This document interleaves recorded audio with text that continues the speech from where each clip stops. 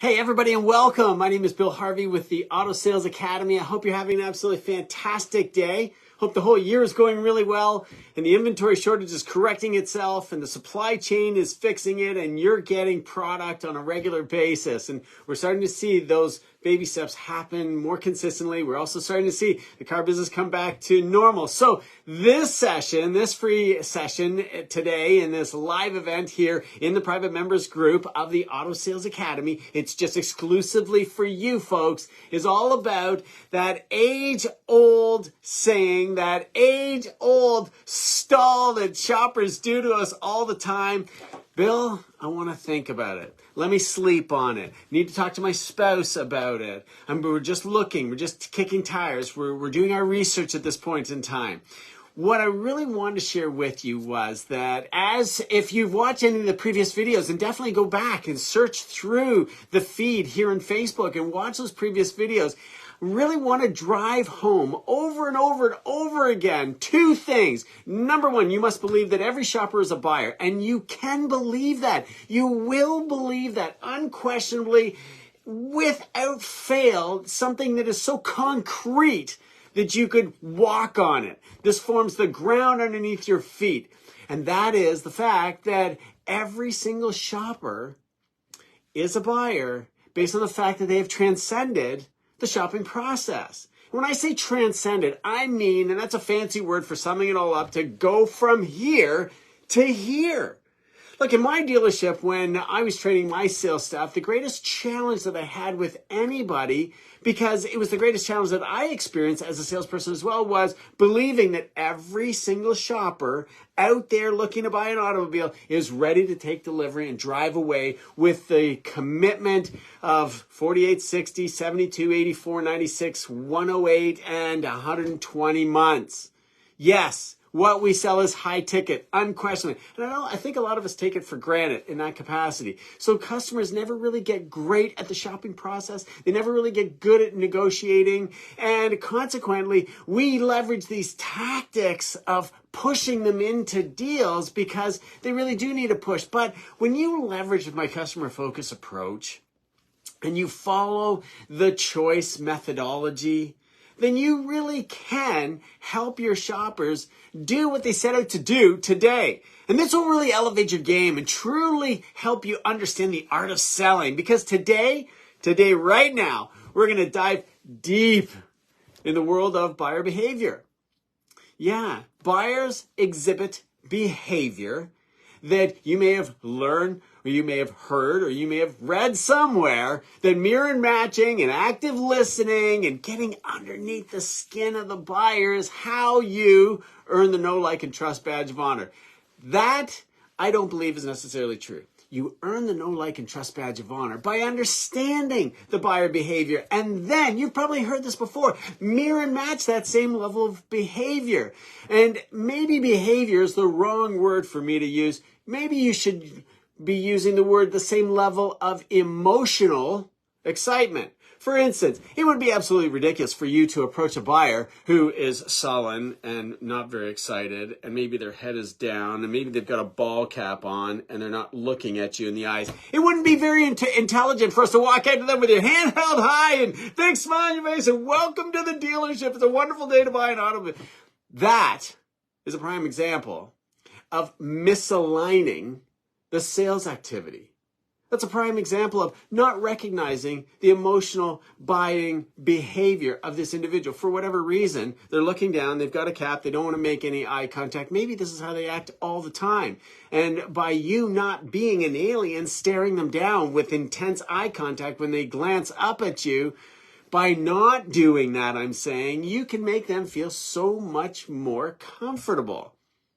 And then the second part of that equation is active listening. And we're going to get some of those customers that come in and they just don't talk. The ball cap is on, they're looking down, they're not making eye contact with us. Maybe they're not even facing us and they're looking away. Maybe they're looking at all the features and the equipment and the automobile itself. Maybe they're looking at the whole entire lot of either the few vehicles that you have available, or hopefully that your lot is stocking up and you've got lots of choices to make.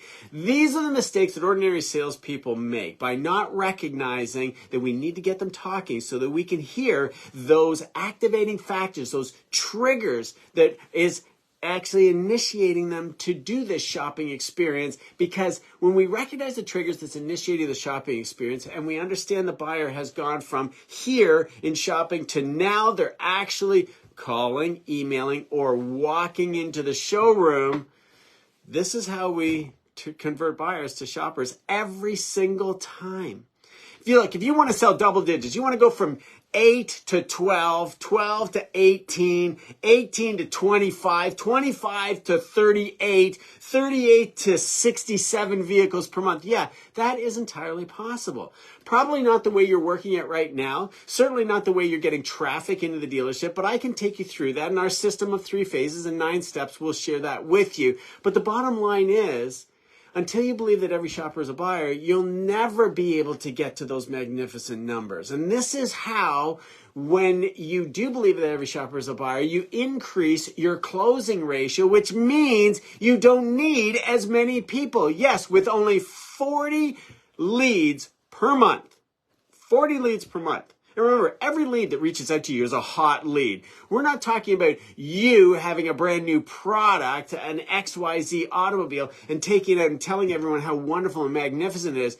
You represent a brand that has recognition in the marketplace, and therefore, whenever anyone reaches out to you, either through email, a telephone call, or walking into the showroom, they are ready to purchase. If you don't believe me on that, do a little search online, specifically with Google, and ask them to map the automobile shopping experience for you. Look, we spend so much money as OEs, original equipment manufacturers, as well as individual dealers, not including the dealer groups that exist. We spend so much advertising dollars with Google. They did an excellent job of telling us and surveying the client of how and what will trigger them to want to come into your showroom and buy. So let me go back to the understanding buyer behavior. So I touched on a number of bullet points there. To excel in today's automotive retail world, I think it's essential that we get inside the mind of our customer. And maybe you've heard that before, and it's really difficult for a lot of us to actually do so. You know, when we're so anxious to sell the product that we've got, we're so anxious to put them through our process with a presentation, demonstration, drive, and evaluate the trade. We're being pressured by the management team to close the deal and say the right things and ensure that the client is going to move forward, and getting to yes and overcoming the no's and the objections, that we never really take the time to understand. And the easiest way to do so is talk to them and just shut up and listen. All too often, way too many automobile salespeople, and this is salespeople of any walk, of any career, all too often, we oversell ourselves. We overtalk ourselves, especially with those that don't even talk a whole lot. The guy that's got the ball cap on, the gal that's got the ball cap on, looking at the ground, they're not looking at us, they're not making eye contact. Maybe their body language isn't giving us a signal that they're really interested in hearing what we have to say. We misinterpret their politeness by simply standing there for being interested in what we have to say. You're actually talking to yourself. Every potential buyer comes with a unique set of preferences and concerns.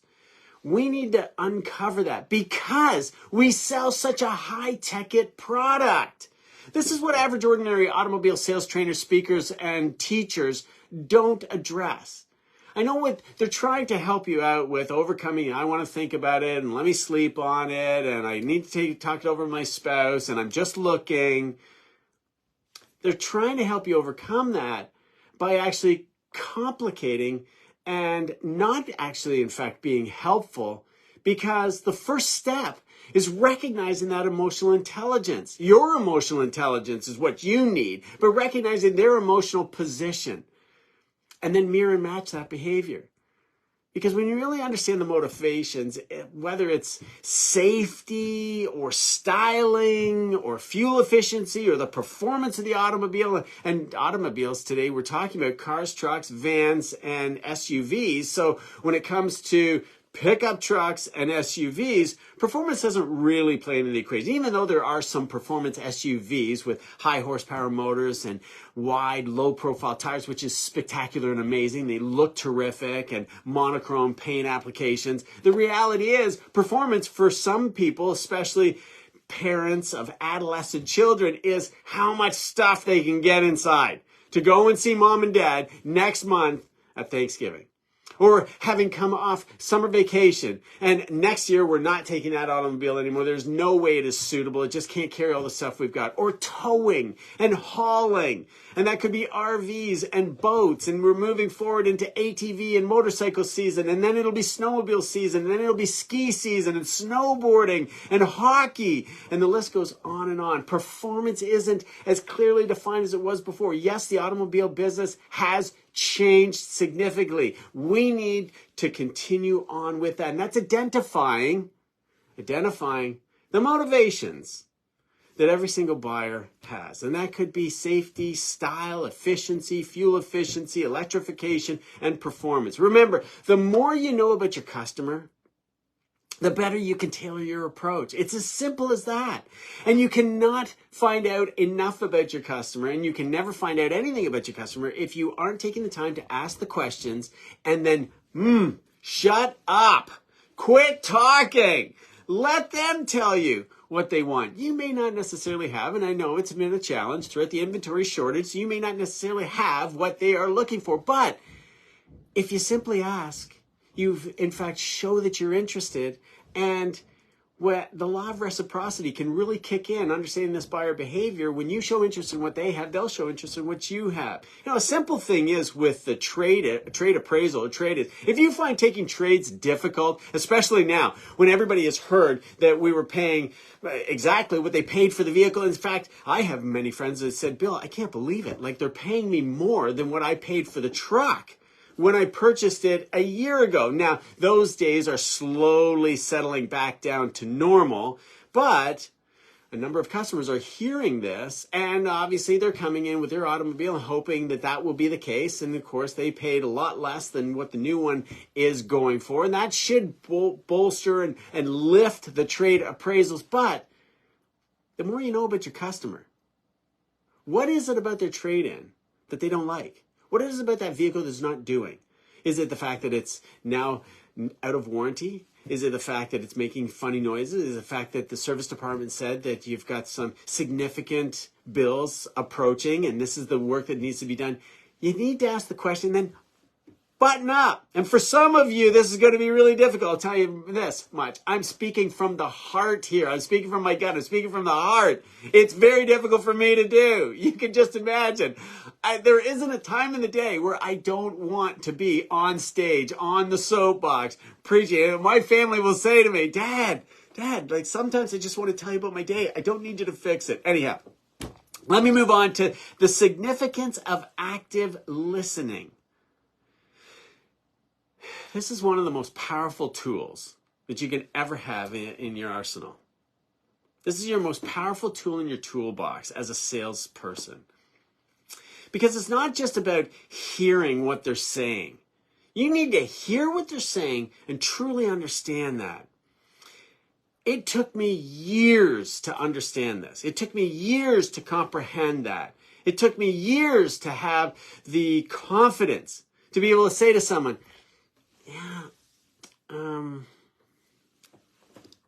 I don't get it. When you say, I don't get it, I don't understand, run that by me again. Can you expand on that? That speaks volumes about how well they're expressing themselves. Secondly, speaks volumes about how honest, open, and transparent you are. You're not trying to make it up. You're not trying to figure out what they're talking about. You're not assuming. Everybody knows what assume means. When you actively listen, you gain insight into their desires. You gain insight into their fears. You gain insight into the pain points. Look, that's the reality of selling anything to anybody, whether you're selling nuclear reactors or jumbo jets or automobiles, new or used. We got to find out what they want. We got to find out what's holding them back from making the decision. If in fact we get, remember, I prefaced the whole session with, I want to think about it. I want to sleep on it. I need to talk to my spouse about it. We're just looking right now, right? This isn't just every single customer. We're talking about that stall objection, which can turn into a buyer because they've transcended the process. And if you let them go, you now have no control over this sales process. And rest assured, they're going to the next closest competitor to purchase. So when we find out what they want, what's holding them back, and the pain point which initiated this whole process of purchasing a new automobile, everything else gets easy. And you can overcome any challenge that is presented to you. This not only builds trust, but it also allows you to provide a tailored solution. You need to practice the art of active listening with your heart and your ears wide open. Turn your body and face them. Square up your shoulders right to them. Look them in the eye, right? Those are the secrets to active listening that everyone will understand. These aren't the tricky things. These aren't the wild talk tracks. These aren't the angles and the twists and asking questions that you know the answer to, all of which I do believe you should be doing anyhow. This is the easy stuff that when somebody says, okay, you've been fantastic. We had no interest in buying today. This has been absolutely wonderful. I never buy the first visit, or I never buy the first thing that I see. I must talk to my spouse about it. I must sleep on it. I'm going to think about it. You know, I'm not making the decision until I visit 3 other places. You can overcome those stalls so incredibly easily and quickly by reminding them of what's holding them back, what they would really like to have, and the pain of missing out on this particular unit in the event that they don't act on it. Remember that saying, and I shared this with you before. Look, folks, I get it. You need to think about it. Would 2 or 3 days be long enough for you to think about it? Go in the direction of their objection, as opposed to fighting them on it and say, well, what if we could do it for a little bit less? Or, you know, the one that you're going to think about is the same one that someone else is thinking about right now, and they're going to come in and buy it and you're going to miss out. Whoa, that's aggressive. That's assertive, right? But that's the truth. And you can say that. And I've used that umpteen times. Hey, look, I'll share a little quick story with you on that very, very quickly. I had that very scenario happen to me. So I've always built that into a talk track that we leverage because it's part of the scarcity and urgency. And what happens when a customer says, let me think about it, and we remind them that somebody else is probably thinking about it and they're coming in to take advantage of it. And of course, we saw that like a spotlight shining down on top of it unquestionably throughout the inventory shortage and the pandemic, and where most of us got right down to a few vehicles on the lot and some of us didn't have any vehicles on the lot at all. When we leverage the scarcity and urgency of the one you want to think about, it's the very one that someone else was thinking about before, you can really help that client over the hurdle and through the pain point of, wow, it's a lot of money. It's a big ticket purchase. It's going to take me 7-8 years to pay it off. But if I don't, I may just simply have to come back and pay more because the vehicle that I'm looking at right now could be purchased by somebody else. That is why active listening is so powerful. You can remind them of what they want, what's holding them back, and in the event that this one sells, they'll simply come in and pay more. Now, let's look at some of the common mistakes that average ordinary salespeople make, because let's face it, there are countless options for our buyers. Even through the inventory shortage, when every dealer was out of product, there were still options for automobile buyers to leverage. And the last thing you want to do is drive a potential customer away. And you do that so quickly by being pushy. There's the number one sales mistake that every single salesperson makes. And here's the second very number one mistake that they make is that you don't ask for the sale. Pushy sales tactics, nobody wants to feel pressured and having to make this decision right now. So you've got to be really careful and cautious about leveraging too much scarcity and urgency, especially if you're starting to build with inventory and you're seeing other dealers building their inventory as well. Now it starts to look like you're telling a fable or a little white lie as opposed to being really quite helpful. Instead of pushing for the sale, guide the customer. Guide them through options, presenting choices. Because when you give them options and choices, they can make an informed decision. They make an informed decision, which means they are in control. And that is the customer-focused approach to closing and negotiation. Now, the second mistake that I see happen regularly, that I hear happen regularly because of our coaching sessions, is neglecting to follow up. Hey, look, the easiest way for you to go from 10 to 15 to 25 to 40 automobiles per month is follow up. There are some magnificent tools for you that never existed before. I'm talking about ChatGPT. Right out of the gate, you don't have to sit there and laboriously think about, how am I going to craft an email? What am I going to say? What is a very brief text that I can send to them? How often should I do it? You can ask now artificial intelligence to give you the dialogue, perfectly scripted, dynamite grammar in any language in seconds, nanoseconds. And yet, follow-up tops the list. As any consumer is asked, why didn't you buy from ABC Motors? Like, nobody followed up. Or they did follow up and they didn't chase me down. Now, here's the way that you go from 10 to 20 to 40 to 50 units per month. Never stop following up with every single customer that you ever met. That is the ones that email in, call in, and walk into the dealership. Tell your friends and family instantly that you're selling automobiles now. If you've been at it for 5 years and you're averaging 8 units per month, start with friends and family. If you can't sell your friends and family, you're getting the lucky ones. You're getting the people that have to buy. You're getting the people with so much pain, it's squishing them down. They're just saying, I want to get this over with. Maybe you've heard that. Maybe a shopper has said that to you. I experienced it several times. I said, I don't need to see it. I don't need to drive it. Just give me your price. I got to get this over and done with. Hey, I made a lot of fantastic high gross deals on those because I just shot a price at them and took a run at them thinking, okay, they're going to want to negotiate with me. It's going to be a battle back and forth. They're like, fine, I'll take it. I just want to get this over and done with. That's where the automobile purchasing experience is not enjoyable. As much as we think that we sell such a wonderful, luxurious, enjoyable automobile, and we do, unquestionably, look at everybody at the delivery. They come in with a smile on their face. They shake your hand. They're anxious to talk to you and see you and interact with you because you help them make the decision. You help them get over the hurdle. You met their desires. You overcame their fears, and you delivered on the hope and the dream that this will not cause me any pain. Follow up is email.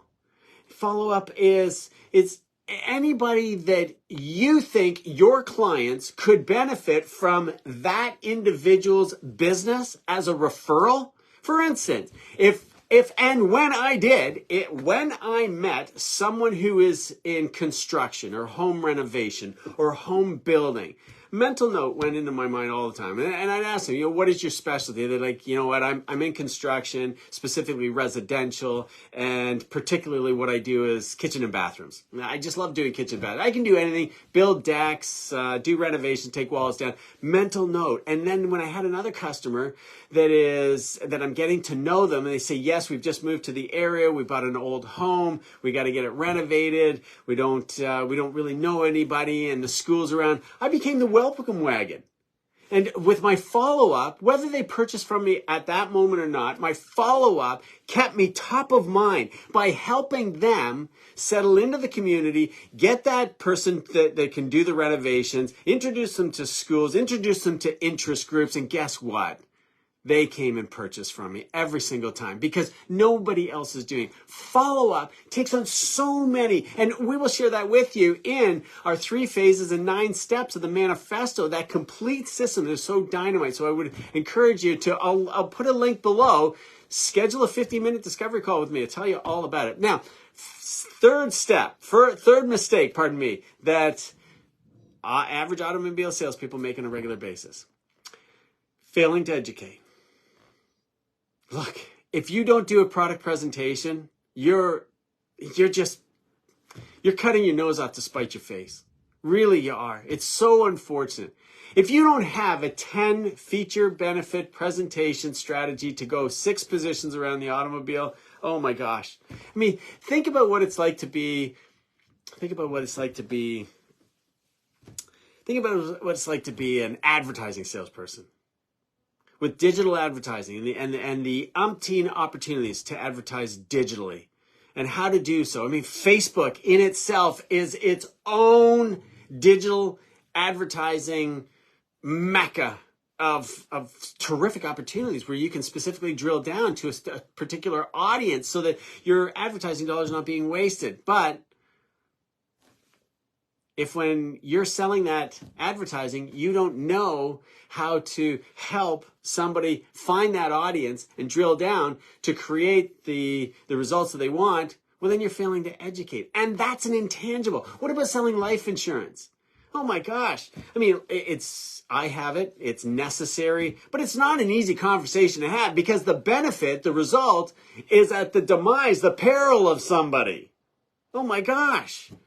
We sell automobiles. It's right there. It's tangible. I've seen longer presentations on a smartphone than I've seen on an automobile. And the automobile's right there. And it's so exciting. The vehicle talks to you. Be a source of information, not just a seller, not just pitching. Make sure you ask the question and you'll learn the overview, benefit, permission, commitment strategy, which just gets you to a close every single time with ease. 40 customers a month will produce 10 sales for you with no trouble at all. Like really with your eyes closed, you can do this easily. And of course, as you increase your presentation and your overview, benefit, permission, commitment strategy, getting the commitment all the way along, well, your closing ratio becomes magnificent, and in an instant, with the same volume of traffic walking through the door, you're selling twice as many vehicles. I can share all those details with you on a 15-minute discovery call. Make sure you click that link below. Educate the customer on what the vehicle will do. Educate the customer on the financing options, right? Rather than just saying we have 0% or 2.9 or we don't have a subvented rate, it's 8, 9, 7, 15, 30%. Educate them on the fact that we have wonderful and affordable financing options and choices. Once I have had an opportunity to show you the vehicle and you take it out on an evaluation drive and make sure it's right for you, may I take you through these fantastic and affordable financing options, right? Rather than jumping to we have 0%. And that leads just to one bi-weekly payment. And that leads to a yes or no answer. These are the common mistakes average ordinary salespeople make, but more importantly, there's a whole stepped process to get there. I'm happy to share all those details in the manifesto, our 3-phase, 9-step learning management system that we guarantee your success because knowledge is power. That's why we're here today, and I commend you for joining me right in the Eastern Daylight Savings or Eastern Standard Time Zone. This is right at the tail end of your morning. And for those of you on the West Coast, this is nice and early. And for those of you on the East Coast, well, you're already into the afternoon. And I commend you for taking the time to join me. Thank you very much. This is terrific. Now, number 4 mistake that average ordinary salespeople make is ignoring feedback. How can you get better? How can you fix it if you don't track it? If you aren't asking for feedback? Feedback is a gold mine of opportunity. Some speakers, trainers, or authors will say it's a gold mine for improvement. We don't want improvement. Improvement is to go from 9 cars to 10 cars a month. I want an opportunity. Bill, show me how to go from 9 to 18, 18 to 36, and on into 72. That's the opportunity. What are the opportunities that I'm not pulling the levers on in order to be able to get there? Always seek feedback.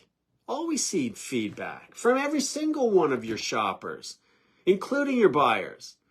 Let's define them as shoppers and customers. Make sure, and of course, your customer experience scores, your customer satisfaction indicators are going to do that automatically and instinctively for you, but we kind of lead them. on that, right? We need completely satisfied. If for any reason you can't give me that, kindly let me know ahead of time. But by going and asking them, hey, you know what really got you in here? And of everything that I shared with you, what did you like and what can I eliminate from my presentation, my demonstration, and how can I make the whole sales process easier? I mean, I'm teaching you what I think works. And it does. I've got proof of that in my own dealership as well as the clients that I have out there in the 30s, 40s, and 50s. Glenn, I've told you about him before, paying income tax in 7 figures, absolutely mind-boggling, absolutely wonderful. That's soliciting feedback, really, genuinely wanting to know how we can get better. So that's all I have for you, gang. I didn't want to go much over the half-an-hour mark because I know it is late morning for those of us in Eastern. For the Atlantic group, it's, just tripping over the noon hour. And, of course, for everybody on the East Coast, this is probably perfect timing, happening first thing in the morning. When you apply these insights, learn from your experiences and watch your sales just shoot right through the roof. And if it's not happening, book a discovery call with me in the link below. 15 minutes could change your life. 15 minutes, that's all it takes. It's not about me talking. It's not a pitch, not a sales pitch. I'm not going to give you a demonstration of the system of 3 phases and the 9 steps, a whole learning management system of live class and one-on-one coaching where I guarantee your success. I just want to find out where you're at, and you can ask me, how do I, right out of the gate, prove yourself, Bill. How do I go from selling 6 cars a month to 12? You really want to challenge yourself. You really want to challenge me. You want to test my mettle, so to speak. Do that. Book a 15-minute strategy session. A discovery call. Strategy session is a little bit long. If you really like what I have to say, then we'll move on to that. But for 15 minutes, 15 minutes could really change your life. Who doesn't have 15 minutes? Especially if it could really change your life. Again, my name is Bill Harvey with the Auto Sales Academy. This private members group is a community of like-minded individuals that are really engaged. And drop a comment below. I'd love to know what you thought. Book a 15-minute strategy session with me. Ask a question. Somebody asked a question the other day on, when a customer comes in and says, we're just doing our research. I am the guy responding to all of your questions. So rest assured, it's not somebody on my team. I have a marketing department, yes, and they're great at what they do, marketing and advertising. I have an accounting department, and they're great at what they do, counting the money and sending the billing out. I do the training. I write the program. I am the guy sitting in front of you, and I am the guy that will be behind the text sending you back that information, because that is my business. This is what I do. I love what I do, and I really hope it shows through for you. So, again, be sure to join me every single Wednesday at 11 o'clock Eastern Standard Time for these great tips, hints, and suggestions. And don't hesitate to pose a suggestion as well and say, hey, Bill, I'm running into this. If I see a pattern of that happening, I'm not going to rely on just one, but text in your one question or 2 or 3 or 5 or 10 or any challenge you've got. When we see a pattern of that, I will prepare a lesson plan for us so that you get the most out of this value. Have a fantastic day, an amazing week, and I hope September is off to a terrific start for you. We'll talk to you again real soon. Bye-bye for now.